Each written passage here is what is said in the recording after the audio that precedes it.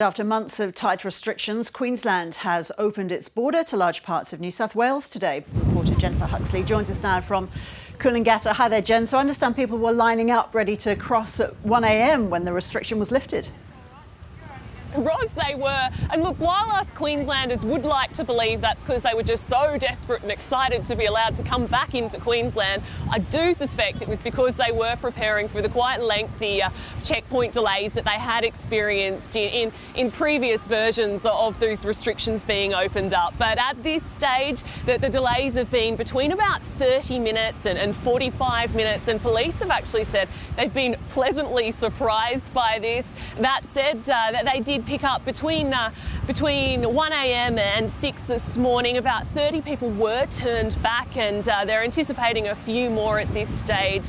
Now, Superintendent Mark Wheeler had a chat to media a little earlier, and here's what he had to say. Unfortunately, there have been some IT issues with the system, and that relates to some suburbs that haven't been recognised within the system. The relevant government departments at the moment are working on that really hard to get that issue addressed. We do have a workaround, however. Anyone who goes online and is unable to access a border pass, we ask them to still come to the vehicle checkpoint, bring your identification which proves who you are and where you live. We'll work with you on the side of the road, and if you're eligible, we'll get you through.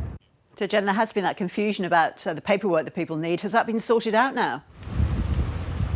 Look, Ros, not at this stage. As we understand it, there are still a few glitches around those particular postcodes. I mean, some areas within that postcode are allowed in and others aren't. So as police said, they are enacting that sort of in-person workaround with people asked to come with their licences to the border. And at this stage, once you've actually filled in that quick form online, it's only a matter of minutes before it comes through and people are being waved through. But at this stage, a few concerns. Now, there have been people obviously encountering issues that could be quite stressful, and we caught up with a man earlier who had travelled from Alstonville, which is in that sort of Lismore area. He was coming up to a Gold Coast hospital for a surgical procedure that he couldn't have done in those northern New South Wales procedures. He'd scheduled it for this day because that was when he knew that the border would allow him back in, but he had a few issues. Here's Owen Johnson.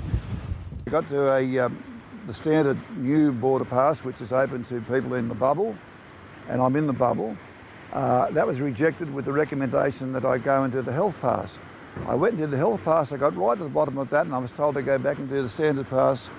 The standard pass did not work because the town I live in, Alstonville, which is the largest town on the Alstonville Plateau in my shire, was not acceptable.